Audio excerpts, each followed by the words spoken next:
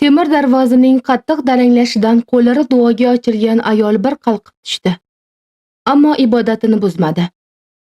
Yuragi kuzak shamolida hilpirab, uzilaman deb turgan yaproqqa o'xshab ursa-da, munojotini oxirigacha yetkazdi. Darvoza esa borgan sayin qattiqroq urilardi. Hatto qattiq uyquda yotgan qizalog'ining uyqusi shovqindan buzilib, norozi g'ingshib qo'ydi. Namozni ado qilib bo'lgan ayol shoshgancha ko'cha eshik tomonga otildi. Kalitni burab darvozani ochishi bilan erining gavdasi uni ustiga quladi. Ayolning nozik jussasi bu yukni ko'tara olmay o'zini zo'rg'a ushlab qoldi. Dimog'iga aroqni badbo'y hidi urildi. "Ha, namuncha chiqishing qiyin." Og'zidan so'rak oqqancha o'dag'ayladi erkak. "O'ynashing bilan hasratlashayotganmiding?" "Nega bunday deysiz, dadasi?"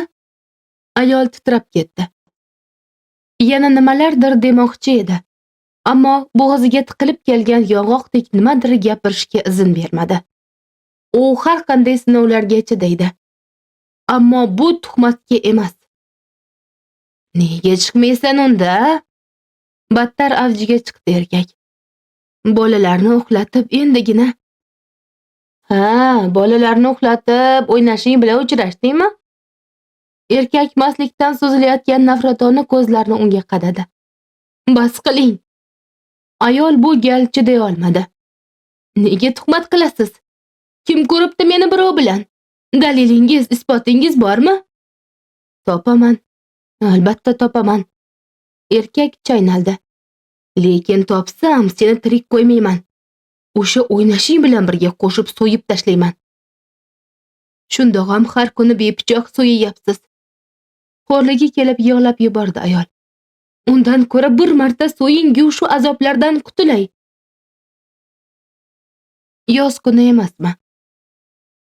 Tun yarmida darvoza oldidagi shovqindan uxlab yotgan bolalar tugul, qo'shnilarning ham oromi buzildi.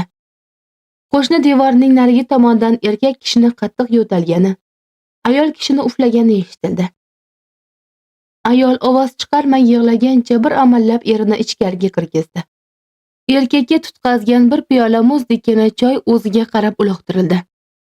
"Meni o'ldirish uchun zahar soldingmi?" Ayol muk tushgancha unsiz yig'lardi. Aybsiz ekanligiga ishontira olmayotgani, eri tuhmat botqog'iga qorishtirayotgandan o'ksib yig'ladi. Erkak esa yana nimalarnidir g'o'ldiragancha gilam ustida og'zidan so'lagi oqib uxlab qoldi. Yig'lay yoshlari qurigan ayol o'rnidan qo'zg'aldi. Ko'rpacha to'shab erini sudrab yotqizdi. Shundoq ham katta gavda mastlikda battar og'irlashgandi. Qansirab qoldi.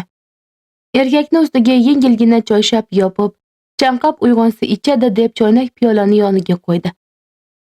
Erini yotishiga qarab, o'ksik dili battar o'rtandi.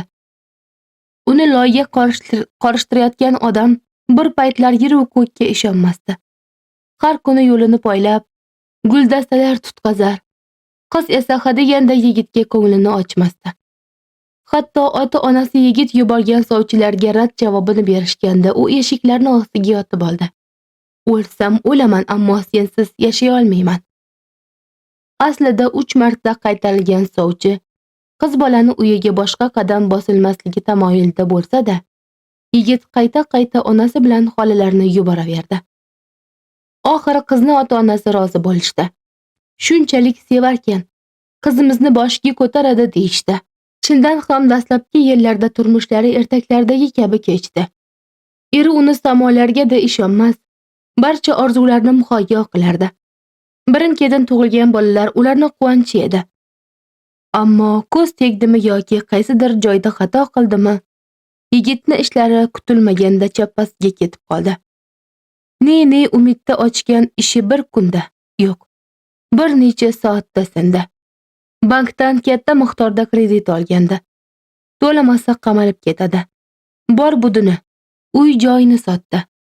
Oilasini shahar chetidagi ko'rimsizgina hovliga ko'chirib keldi. "Yana boyib ketsam, oldingidan ham zo'r hovli olaman" dedi. Shunday dedi-yu, bu qachon bo'lishini o'zi ham bilmasdi. Boshga ish tushganda har kuni uyingdan chiqmay yotib olganlar, do'stman deb ko'ksini kerganlar ham, hatto boylik payingda allaqayerlardan paydo bo'lib qolgan qarindosh aqrabolar ham ko'rinmay qolarkan. Omon-omon kunlarda do'stligimiz abadiy bo'lsin deb qadah urishtirganlar uni ko'rsa, bir ko'cha nariga o'tib ketadigan, izlab borsa eshigini ochmaydigan bo'ldi. Opa-ukalar ham o'z yo'liga ekan. Bir-ikki marta yordam berishdi. So'ng, bilasan-ku, bizni ham ro'zg'orimiz bor deb yer chizishdi. O'shanda xorijga ketishga qaror qildi. Dastlabki paytlarda tez-tez qo'ng'iroq qilar, seni, bolalarni sog'inyapman derdi. Bora-bora bu yo'qlovlar kamaya boshladi. Qo'ng'iroqlar o'rnini SMS egalladi. Oxiri shu ham ravo ko'rilmadi shekilli. SMSlar ham yozilmay qo'yildi. Ayol buni erining ishga ko'milgani, oilasini boqish uchun tinib tinchimayotganiga yo'ydi. Ammo uzun tillar, g'addor tillar unga boshqa xabarni yetkazdi. Ering xorijda uylanib olganmish. Bu xabarlar unga go'yo ichi achiyotgan kabi aytilsa-da, aslida ustidan kulishayotganini ayol bilardi. Ichi yonsa-da yuzi kuldi. Demak, xo'jayinim boyibdilar. Bizni ham boqadilar, o'sha ayolni ham. Bu so'zlarni aytish qanchalik azob ekanini boshqalar qaydan bilsin. Uzoqdan bo'lsa ham kundoshi borligini, uni erkalagan qo'llar o'sha begona ayolning sochlarini silayotganini o'ylab, tunlarni uyqusiz o'tkazardi. Bu qanchalar mashaqqat ekanini boshqalar qaydan bilsin. Ayol chidadi. Yuziga baxt niqobini kiyib oldi.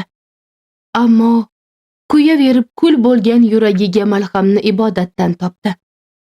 Ibodat uning dardiga davo bo'ldi.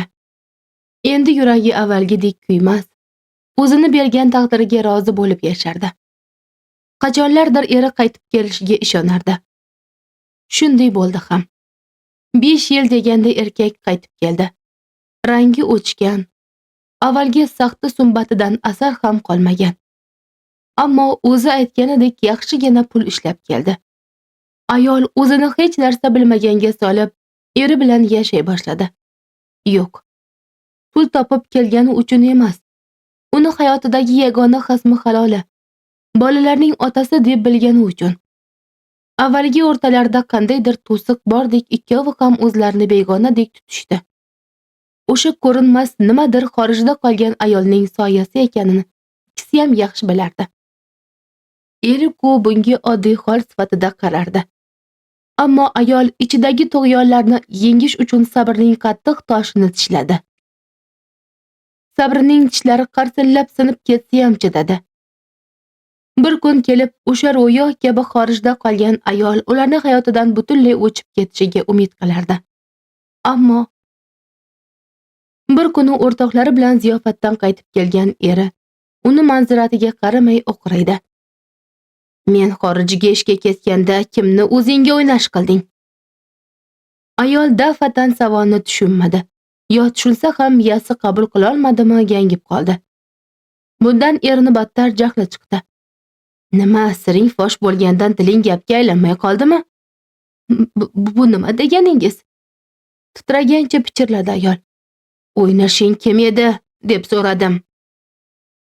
Erkak uni ustiga bostirib kelardi. Xudodan qo'rqing. Titrab ketdi ayol. Ammo yig'lab yubormaslik uchun labini qattiq tishladi. 5 yil sizni kutdim. Bolalarimga ham ota, ham onalik qildim. Dom daraksiz ketganingizda. Bas, o'shqirdi erkak. Meni ayblayman deb ovora bo'lma. Men erkakman. Vaqtingni bekorga o'tkazmabsan. Sirimni hech kim bilmaydi deb o'ylaganmiding? Bilib qo'y. Odamlar hamma narsani biladi. Nimani bilarkan? Xo'rligi toshib hayqirib yubordi ayol. Kelib topganing maymunday simyog'och sakraydigan elektrchi bo'ldimi? Nafrat ila og'zidan tupuk sachratdi erkak. Tushuntiribroq gapiring. Ayol dunyoga sig'may ketdi. Narigi ko'chadagi halim elektrikchini tez-tez uyga kiritib, yarim tunda chiqazib yuborganingni odamlar bilmaydi, ko'rmaydi deb o'ylaganmiding? Ayol halim elektrikchini elas esladi. Ha, o'tgan yili bir gal uyiga kelgandi. O'shanda hisoblagich yonib ketib, uyda 3 kun chiroq bo'lmadi. Bolalari qorong'uda qo'rqib, unga tarmashishdi. Ayol qo'shnini o'g'lidan Halim elektrikchini chaqirib kelishni iltimos qildi. Har tugul elektrchi usta uyda ekan. Kelib hisoblagichni sozladi. Chiroqni yoqib berdi. Qishni izg'irinli kuni edi. Ketayotganda soat endigina 6 bo'lganiga qaramay kech tushib qolgandi. O'shanda ko'chada hech kim yo'q edi. Ayol elektrchi ustani qo'liga pul tutqazganda to'satdan erini sinfdosh do'sti Shokir ko'chadan o'tib qolgandi. Unga "Ha, kelin, tinchlikmi?" deb istehzoli qaragandi. Ayol o'sha paytda unga e'tibor bermagandi. Shokir yolg'iz yashardi. Aytishlaricha xotini xiyonat qilgani uchun ajrashganmish. O'sha voqeadan keyin ayol Halim ustani ko'rgani ham yo'q. Hoynahoy eriga bu gapni o'sha Shokir aytgan. O'sha kundan buyon biror kun yo'qki, eri unga tuhmat qilmagan bo'lsin. Ayol isbot dalilsiz tuhmat qilishga haqqingiz yo'q deganida topaman, albatta topaman deyishdan nariga o'tmaydi. Ammo ayolning shundoq ham nur ketgan hayotini zaharga aylantiryapti. Shular haqida o'ylarkan ayol o'rnidan qo'zg'aldi. Bolalari yotgan uyga kirdi. Kichkinasining usti ochilib qolgan ekan. Yopib qo'ydi. Ularni oldiga cho'zilmoqchi bo'ldi, lekin yota olmadi. Kimdir uni tashqariga chorlagandek bo'ldi. Ayol sekingina tashqariga chiqdi. U qachon uyg'onganini bilmaydi. Atrof jimjit. Uzoqdan chigirtkalarning chirillashi eshitiladi. Tashnalikdan yuragi kuyardi. Yonginasidagi choynak jo'mragidan xo'rlatib choy ichdi. Yo'q, yuragini kuydirayotgan tashnalik qonmadi. "Suv ber", to'ng'illadi u yotgan joyida. Ammo hech qanday sas bo'lmadi. "Qulog'ing tom bitganmi? Suv ber deyapman", yana takrorladi erkak. Yana sukunat. Tunda nima bo'lganini eslashga urindi, biroq yaxshi eslay olmadi. Xayolining puchmoqlarida xotiniga nimalardir degani, u esa yig'laganini elas-elas gavdalandi. Kecha nima bo'lgan edi o'zi? Yana chekka bir restoranda o'rtoqlari bilan o'tirishdi. Har galgidek Shokir oyoqda tura olmaydigan darajada ichib olib, boshni uni yelkasiga qo'ygancha ho'ngradi. Bu dunyoda hech qaysi ayolga ishonib bo'lmaydi. Xotinim, bolalarimga hamma sharoitni qilib bergandim. Ular uchun jonimni berishga tayyor edim. Lekin ko'zimga cho'p suqdi. Bor yo'g'imni shilib, o'ynashi bilan qochib ketdi. Sen o'ylaysanki, ketganingda xotining tinch yurganmi? Seni xotining ham xiyonat qilgan. O'z ko'zim bilan ko'rganman Halim elektrikchidan pul olayotganini. Agar shunday ekanini aniq bilsam, uni so'yib tashlayman, dedi erkak. Shu vajohat bilan qayta-qayta ichdi. Uyga qay ahvolda kelganini bilmaydi. Yuragini kuyigiga aroqdanmi yo alamdanmi bilmaydi. Ko'ksi otash bo'lib yonmoqda edi. "Suv ber dedim senga." Bu talaba ham sukunat qariga ravona bo'ldi. U o'rnidan zo'rg'a turib yon xonaga yurdi. Ayoli balki bolalari yonida uxlab qolgandir. O'sha tomonga yurib, eshikdan mo'raladi. Oy yorug'ida ayoli ko'rinmadi. 3 bola yonma-yon to'shalgan o'rinda uxlab yotishibdi. Birdan xayolini sovuq bir nima tilib o'tganday bo'ldi. Yarim tunda qayerda bo'lishi mumkin? Yo meni uxlatib qo'yib. U qadamlardan sas chiqarmaslikka tirishgancha yon xonalarga mo'raladi. Yo'q. Xotini hech birida yo'q. Faqat birgina xona. Darvoza xonaga yondosh qilib qurilgan mehmonxona qoldi. Uyni avvalgi egasi mehmonxona darvoza oldida bo'lgani yaxshi. Ichkaridagilarni ko'pam bezovta qilmaydi deb shunday qilgan ekan. Erkak oyoq yalang o'sha tomonga odimladi. Eshik qiya ochiq qolgan, ichkarida ayoli kim bilandir gaplashardi. Erkakni yuragi tovonigacha tushib ketganday bo'ldi. "Ha", o'yladi u. "Qo'lga tushayotgansan-ku. Meni mastligimdan foydalanib o'ynashni chaqirgan." U ichkariga quloq tutdi. Ayolining nim ovozdagi yalinchoq so'zlari uzuq-yuluq chalindi. "Sen borsan, sendan o'zga suyanchim yo'q. O'zing mushkulimni oson qil. Sensiz men hech kimman. Faqat sendan madad so'rayman." Erkak g'azab, nafrat va yana allaqanday tuyg'ular alangasida eshik tutqichiga qo'l uzatdi. Kirdi-yu birdan oyoqlaridan mador qochdi. Ayoli oppoq libosda, joynamoz ustida o'tirgancha ko'zda yosh bilan iltijo qilardi. Robbim, faqat sendan so'rayman. Hojimga o'zing insof ber. Quruq tuhmatdan o'zing asra. Ayol ibodatini tugatishga ulgurolmadi. Erkak u tomonga intildi. Bor ovozda yig'lagancha xotinini quchoqlab oldi. Kechir, men gumrohni kechir. U boshqa so'z aytolmadi. Silkingancha hiqillab yig'lar, ayoliga nimadir demoqchi bo'lardi-yu, ammo tili so'zga aylanmasdi. Birozdan so'ng xuddi o'sha mehmonxonada yana ibodat boshlandi. Bu gal ular 2 kishi edi. Er va xotin. Qilmishlari uchun tavba qilayotgan erini kuzata turib ayolning ko'ngli yorishib ketdi. O'zingga shukr. O'shanda Ramazonning 27-tuni edi. Tamom. Tinglaganingiz uchun rahmat.